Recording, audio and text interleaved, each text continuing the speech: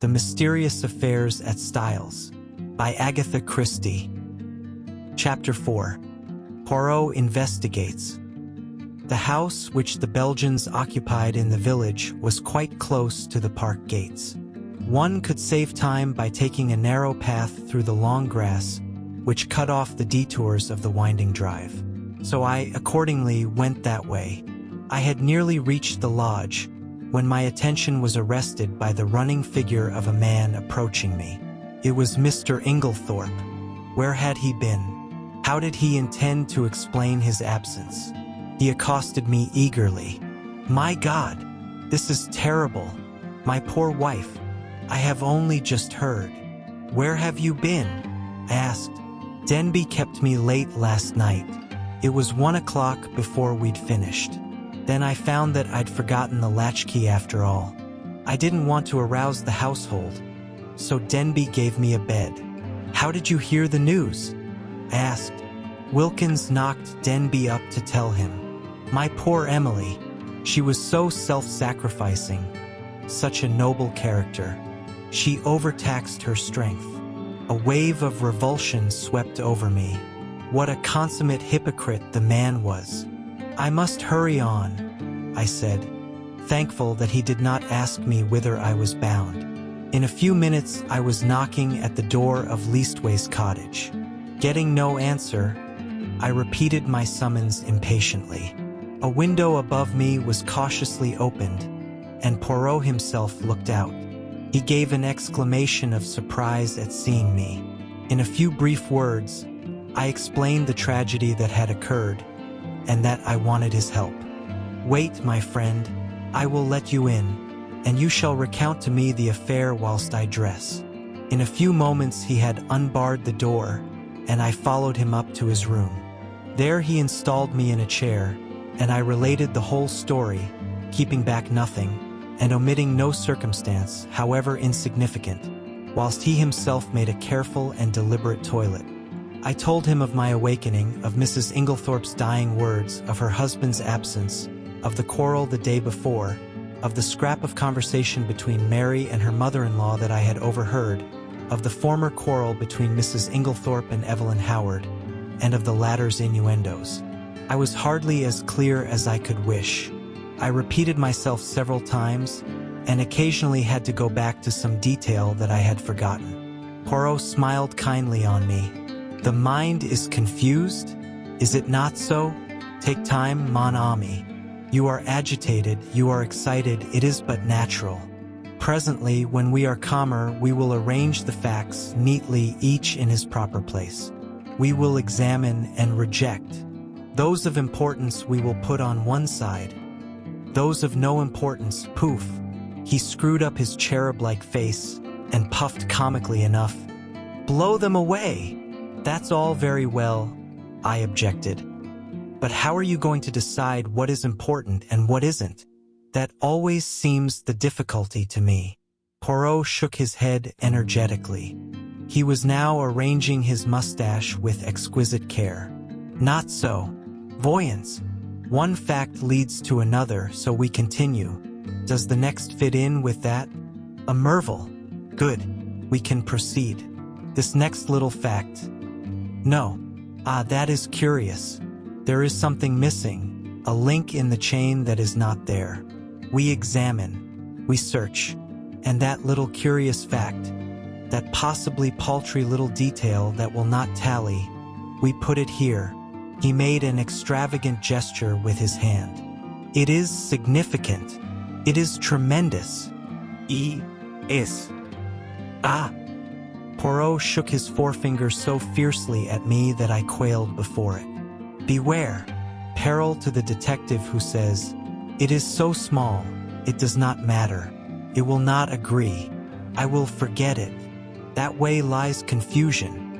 Everything matters. I know. You always told me that. That's why I have gone into all the details of this thing, whether they seem to me relevant or not. And I am pleased with you. You have a good memory, and you have given me the facts faithfully.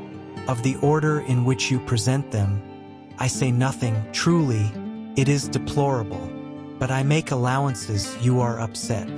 To that I attribute the circumstance that you have omitted one fact of paramount importance." "What is that?" I asked. "You have not told me if Mrs. Inglethorpe ate well last night." I stared at him. Surely the war had affected the little man's brain. He was carefully engaged in brushing his coat before putting it on, and seemed wholly engrossed in the task. "I don't remember," I said, "and anyway, I don't see." "You do not see? But it is of the first importance." "I can't see why," I said, rather nettled. "As far as I can remember, she didn't eat much. She was obviously upset, and it had taken her appetite away. That was only natural." "Yes," said Poirot thoughtfully. "It was only natural." He opened a drawer and took out a small dispatch case, then turned to me. "Now I am ready. We will proceed to the chateau and study matters on the spot. Excuse me, mon ami, you dressed in haste, and your tie is on one side. Permit me." With a deft gesture, he rearranged it. "Ça y est. Now, shall we start?" We hurried up the village and turned in at the lodge gates. Poirot stopped for a moment and gazed sorrowfully over the beautiful expanse of park, still glittering with morning dew. So beautiful, so beautiful. And yet, the poor family, plunged in sorrow, prostrated with grief. He looked at me keenly as he spoke, and I was aware that I reddened under his prolonged gaze. Was the family prostrated by grief?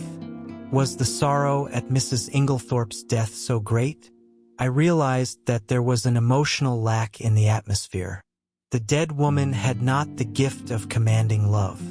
Her death was a shock and a distress, but she would not be passionately regretted. Poirot seemed to follow my thoughts. He nodded his head gravely. "No, you are right," he said. "It is not as though there was a blood tie. She has been kind and generous to these Cavendishes, but she was not their own mother. Blood tells. Always remember that. Blood tells." "Poirot," I said, "I wish you would tell me why you wanted to know if Mrs. Inglethorpe ate well last night. I have been turning it over in my mind, but I can't see how it has anything to do with the matter." He was silent for a minute or two as we walked along, but finally he said, "I do not mind telling you, though, as you know, it is not my habit to explain until the end is reached. The present contention is that Mrs. Inglethorpe died of strychnine poisoning, presumably administered in her coffee." "Yes." "Well, what time was the coffee served?" "About 8 o'clock. Therefore she drank it between then and 8:30. Certainly not much later. Well, strychnine is a fairly rapid poison. Its effects would be felt very soon, probably in about an hour. Yet, in Mrs. Inglethorpe's case, the symptoms do not manifest themselves until 5 o'clock the next morning. 9 hours. But a heavy meal, taken at about the same time as the poison, might retard its effects, though hardly to that extent.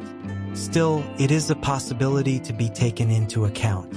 But, according to you, she ate very little for supper, and yet the symptoms do not develop until early the next morning. Now that is a curious circumstance, my friend. Something may arise at the autopsy to explain it. In the meantime, remember it.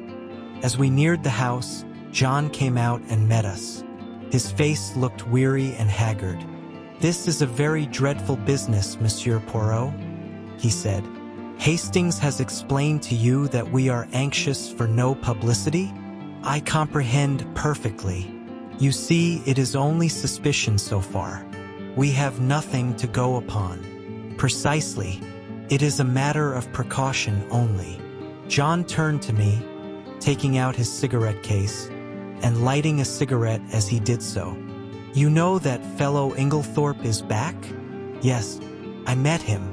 John flung the match into an adjacent flower bed, a proceeding which was too much for Poirot's feelings. He retrieved it and buried it neatly. "It's jolly difficult to know how to treat him." "That difficulty will not exist long. pronounced Poirot quietly. Jean looked puzzled, not quite understanding the portent of this cryptic saying. He handed the 2 keys which Dr. Bauerstein had given him to me. "Show Monsieur Poirot everything he wants to see." "The rooms are locked?"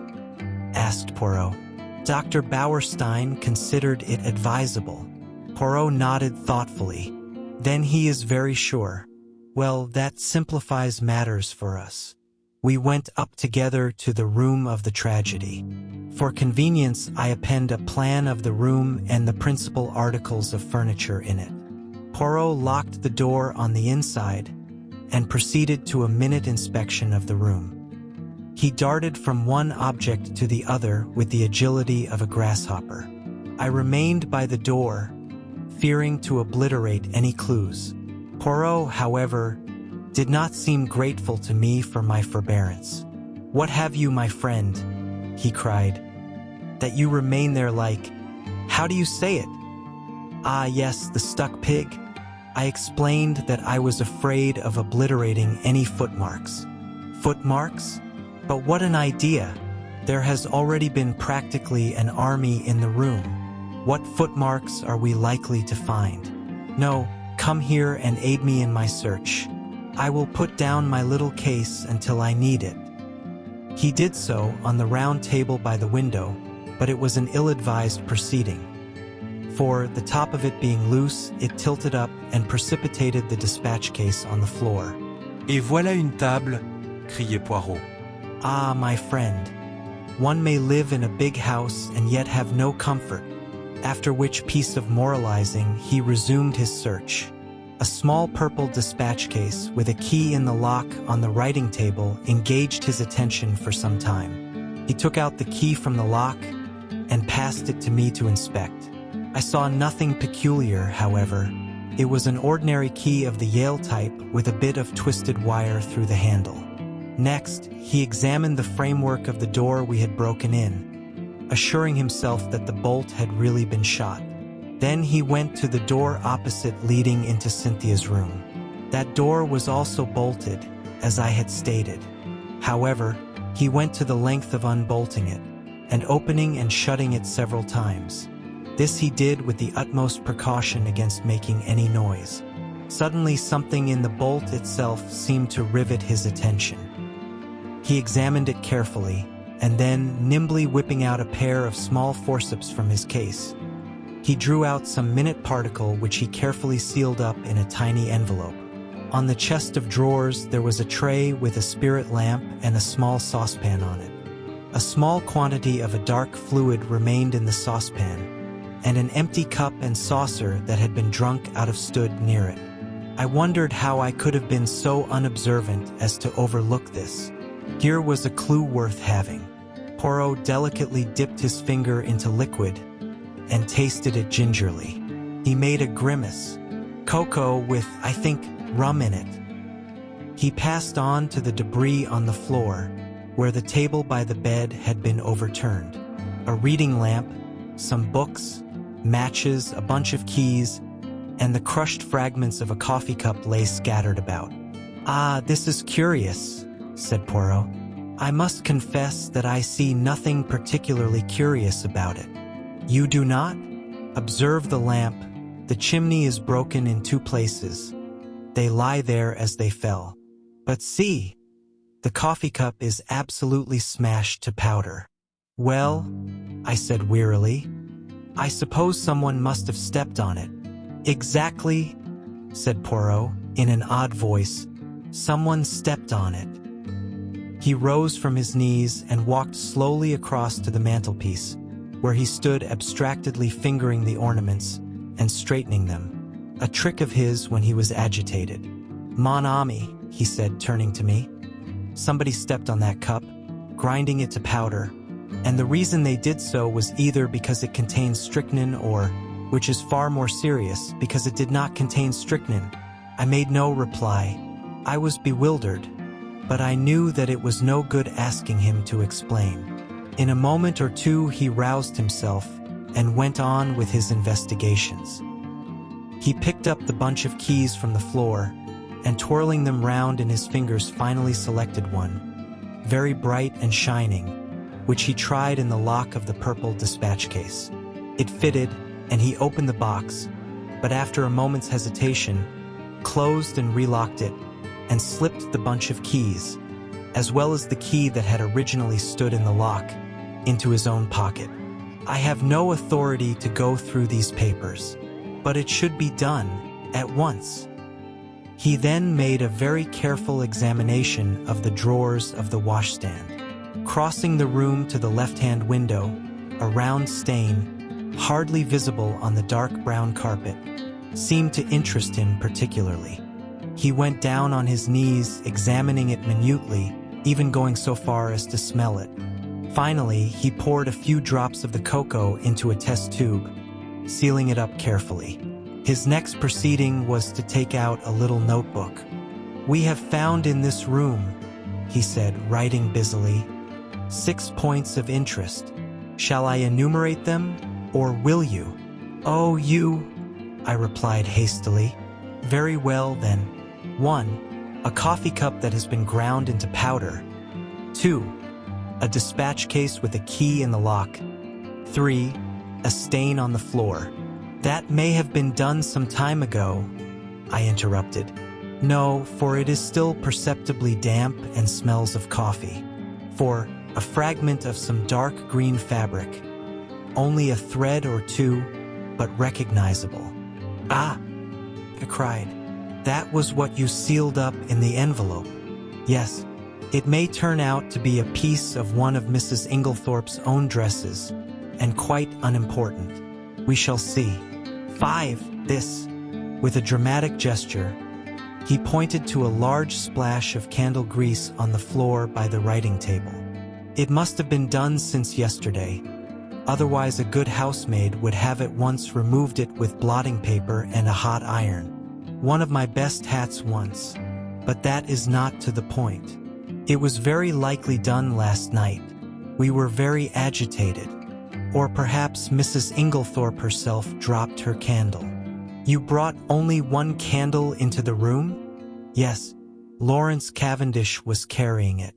But he was very upset. He seemed to see something over here." I indicated the mantelpiece. "That absolutely paralyzed him." "That is interesting," said Poirot quickly. "Yes, it is suggestive," his eye sweeping the whole length of the wall. "But it was not his candle that made this great patch, for you perceive that this is white grease, whereas Monsieur Lawrence's candle, which is still on the dressing table, is pink. On the other hand, Mrs. Inglethorpe had no candlestick in the room, only a reading lamp." "Then," I said, "what do you deduce?" To which my friend only made a rather irritating reply, urging me to use my own natural faculties. "And the 6th point?" I asked. "I suppose it is the sample of cocoa." "No," said Poirot thoughtfully. "I might have included that in the 6th, but I did not. No, the 6th point I will keep to myself for the present." He looked quickly round the room. "There is nothing more to be done here, I think, unless—" He stared earnestly and long at the dead ashes in the grate. "The fire burns and it destroys, but by chance there might be— Let us see." Deftly, on hands and knees, he began to sort the ashes from the grate into the fender, handling them with the greatest caution. Suddenly, he gave a faint exclamation. "The forceps, Hastings!" I quickly handed them to him, and with skill he extracted a small piece of half-charred paper. "There, mon ami!" he cried. "What do you think of that?" I scrutinized the fragment. "This is an exact reproduction of it." I was puzzled. It was unusually thick, quite unlike ordinary notepaper. Suddenly an idea struck me. "Poirot," I cried, "this is a fragment of a will." "Exactly." I looked up at him sharply. "You are not surprised?" "No," he said gravely. "I expected it." I relinquished the piece of paper and watched him put it away in his case, with the same methodical care that he bestowed on everything. My brain was in a whirl. What was this complication of a will? Who had destroyed it? The person who had left the candle grease on the floor? Obviously. But how had anyone gained admission? All the doors had been bolted on the inside. "Now, my friend," said Poirot briskly, "we will go. I should like to ask a few questions of the parlour-maid. Dorcas, her name is it not?" We passed through Alfred Inglethorpe's room, and Poirot delayed long enough to make a brief but fairly comprehensive examination of it. We went out through that door, locking both it and that of Mrs. Inglethorpe's room as before. I took him down to the boudoir which he had expressed a wish to see, and went myself in search of Dorcas. When I returned with her, however, the boudoir was empty. "Poirot," I cried, "where are you?" "I am here, my friend." He had stepped outside the French window, and was standing, apparently lost in admiration, before the various shaped flower beds. "Admirable," he murmured. "Admirable. What symmetry. Observe that crescent. And those diamonds. Their neatness rejoices the eye. The spacing of the plants also is perfect. It has been recently done. Is it not so?" "Yes, I believe they were at it yesterday afternoon. But come in, Dorcas is here." Eh bien, eh bien. "Do not grudge me a moment's satisfaction of the eye." "Yes, but this affair is more important." "And how do you know that these fine begonias are not of equal importance?" I shrugged my shoulders. There was really no arguing with him if he chose to take that line. "You do not agree? But such things have been. Well, we will come in and interview the brave Dorcas." Dorcas was standing in the boudoir, her hands folded in front of her, and her gray hair rose in stiff waves under her white cap. She was the very model and picture of a good old-fashioned servant. In her attitude towards Poirot, she was inclined to be suspicious, but he soon broke down her defenses. He drew forward a chair. "Pray be seated, mademoiselle." "Thank you, sir. You have been with your mistress many years. Is it not so?" 10 years, sir." "That is a long time and very faithful service. You were much attached to her, were you not?" "She was a very good mistress to me, sir." "Then you will not object to answering a few questions. I put them to you with Mr. Cavendish's full approval." "Oh, certainly, sir." "Then I will begin by asking you about the events of yesterday afternoon." "Your mistress had a quarrel." "Yes, sir. But I don't know that I ought." Dorcas hesitated. Poirot looked at her keenly.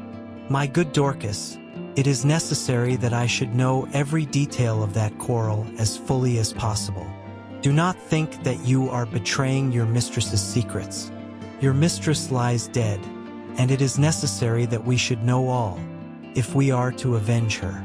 Nothing can bring her back to life, but we do hope, if there has been foul play, to bring the murderer to justice."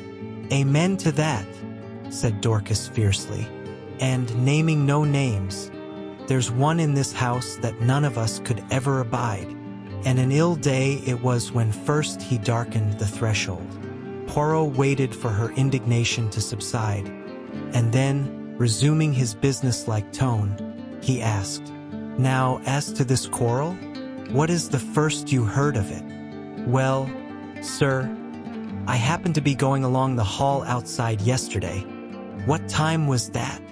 "I couldn't say exactly, sir, but it wasn't tea time by a long way. Perhaps 4 o'clock, or it may have been a bit later." "Well, sir, as I said, I happened to be passing along, when I heard voices very loud and angry in here. I didn't exactly mean to listen, but, well, there it is." I stopped. The door was shut, but the mistress was speaking very sharp and clear, and I heard what she said quite plainly. "You have lied to me and deceived me," she said. I didn't hear what Mr. Inglethorpe replied. He spoke a good bit lower than she did, but she answered, "How dare you? I have kept you and clothed you and fed you. You owe everything to me, and this is how you repay me, by bringing disgrace upon our name." Again, I didn't hear what he said, But she went on. Nothing that you can say will make any difference. I see my duty clearly. My mind is made up. You need not think that any fear of publicity or scandal between husband and wife will deter me. Then I thought I heard them coming out, so I went off quickly. You are sure it was Mr. Inglethorpe's voice you heard? Oh, yes, sir. Whose else's could it be? Well, what happened next? Later, I came back to the hall, but it was all quiet. At 5 o'clock, Mrs. Inglethorpe rang the bell and told me to bring her a cup of tea, nothing to eat, to the boudoir. She was looking dreadful, so white and upset. Dorcas, she says, I've had a great shock. I'm sorry for that, I says. You'll feel better after a nice hot cup of tea, She had something in her hand. I don't know if it was a letter or just a piece of paper, but it had writing on it, and she kept staring at it, almost as if she couldn't believe what was written there. She whispered to herself, as though she had forgotten I was there. These few words and everything's changed. And then she says to me, Never trust a man, Dorcas. They're not worth it. I hurried off and got her a good strong cup of tea, and she thanked me and said she'd feel better when she'd drunk it. I don't know what to do, she says.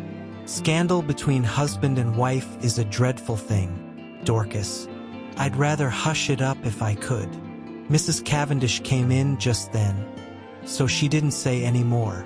She still had the letter, or whatever it was, in her hand. Yes, sir. What would she be likely to do with it afterwards? Well, I don't know, sir. I expect she would lock it up in that purple case of hers. Is that where she usually kept important papers? Yes, sir. She brought it down with her every morning and took it up every night. When did she lose the key of it? She missed it yesterday at lunchtime, sir, and told me to look carefully for it.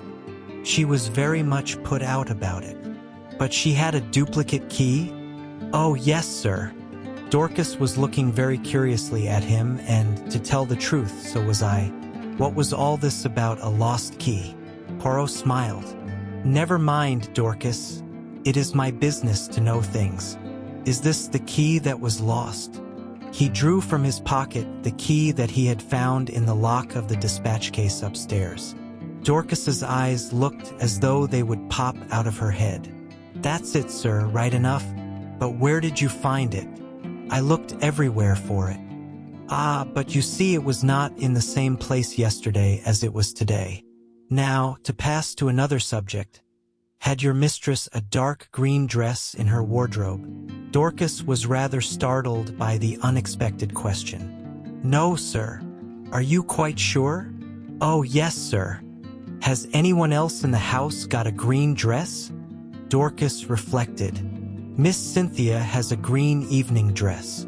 Light or dark green? A light green, sir.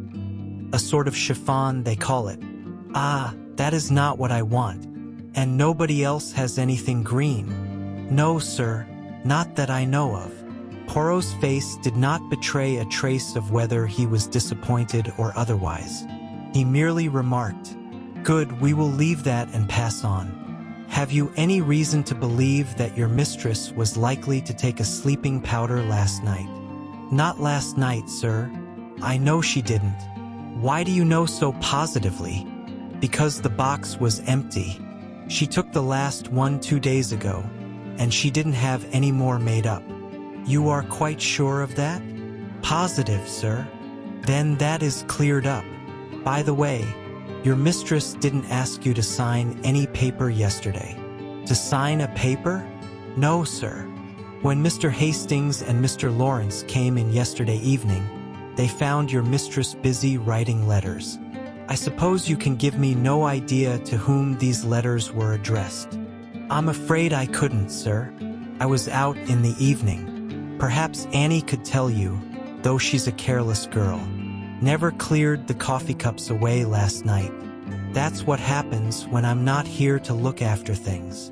Poirot lifted his hand. Since they have been left, Dorcas, leave them a little longer, I pray you. I should like to examine them. Very well, sir. What time did you go out last evening? About 6 o'clock, sir. Thank you, Dorcas. That is all I have to ask you. He rose and strolled to the window. I have been admiring these flower beds. How many gardeners are employed here, by the way? Only 3 now, sir. 5 we had before the war, when it was kept as a gentleman's place should be. I wish you could have seen it then, sir. A fair sight it was. But now there's only old Manning and young William, and a new-fashioned woman gardener in breeches and such like. Ah, these are dreadful times.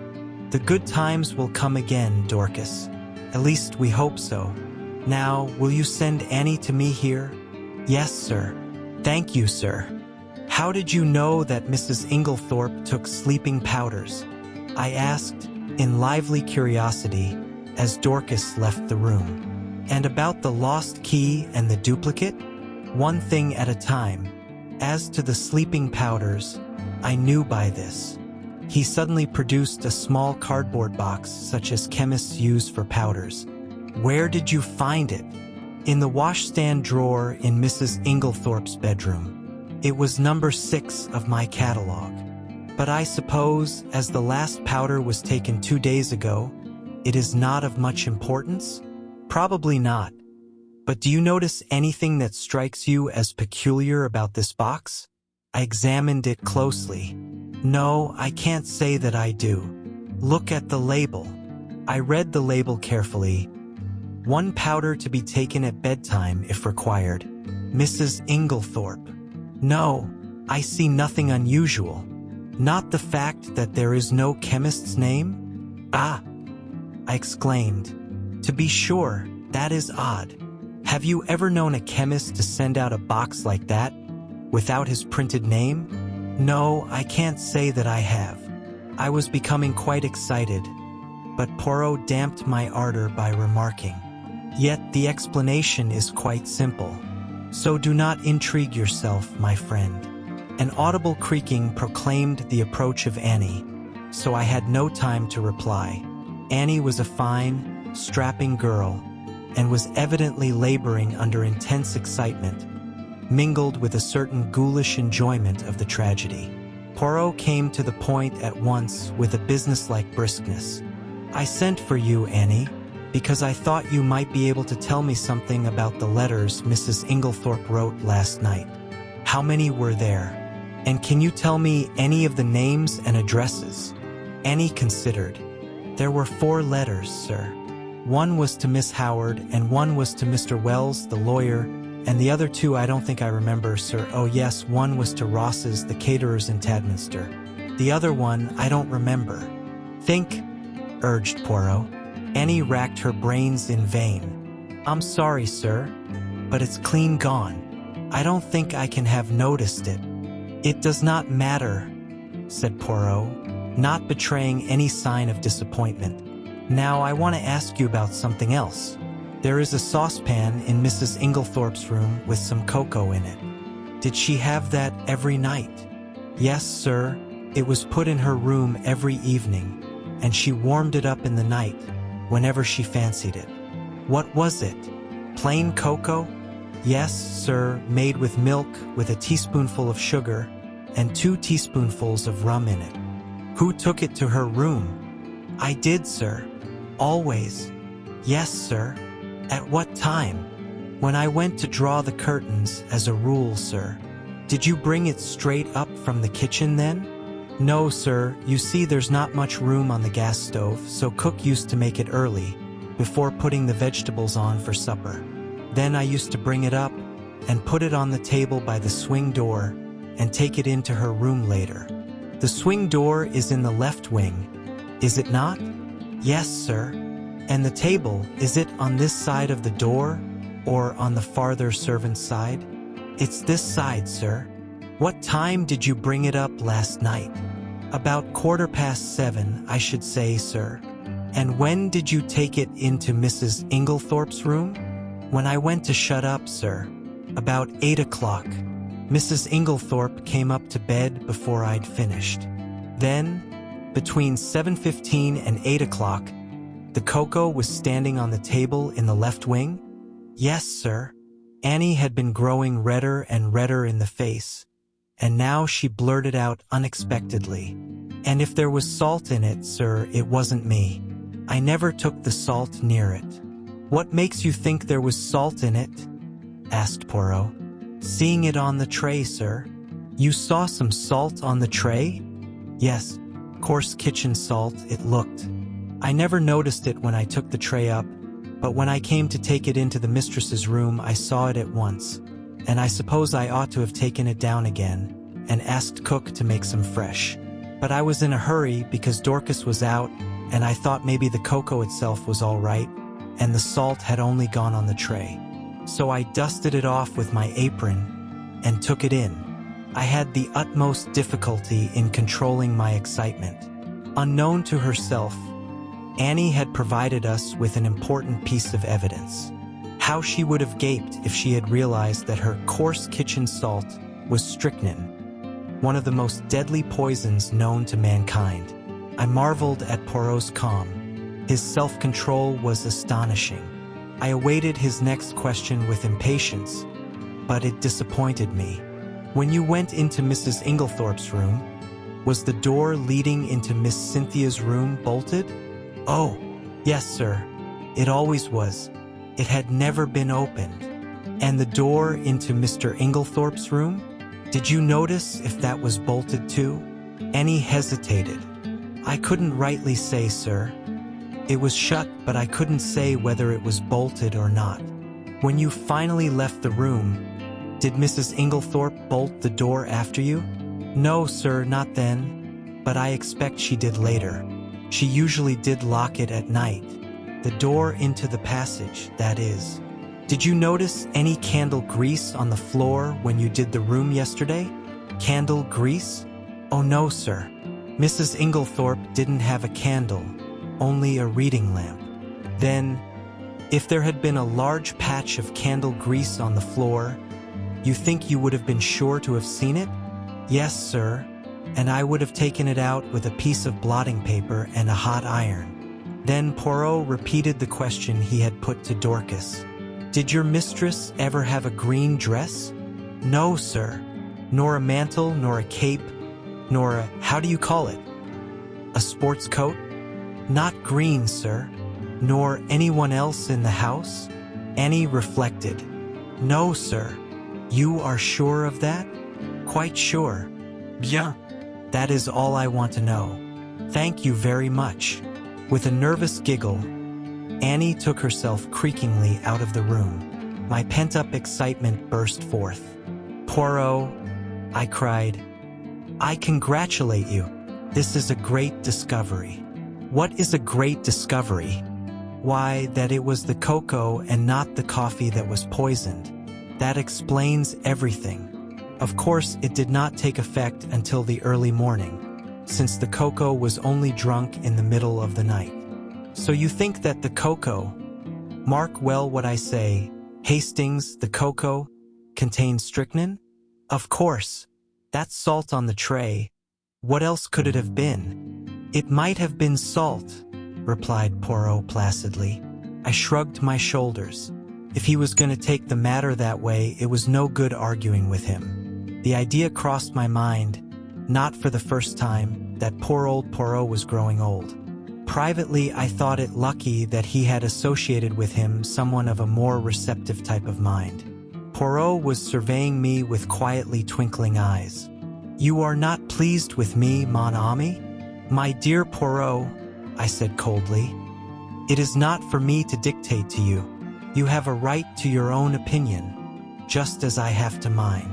"A most admirable sentiment," remarked Poirot, rising briskly to his feet. "Now I have finished with this room. By the way, whose is the smaller desk in the corner?" "Mr. Inglethorpe's." "Ah!" He tried the roll top tentatively. "Locked, but perhaps one of Mrs. Inglethorpe's keys would open it." He tried several, twisting and turning them with a practiced hand, and finally uttering an ejaculation of satisfaction. Voilà. "It is not the key, but it will open it at a pinch." He slid back the roll top and ran a rapid eye over the neatly filed papers.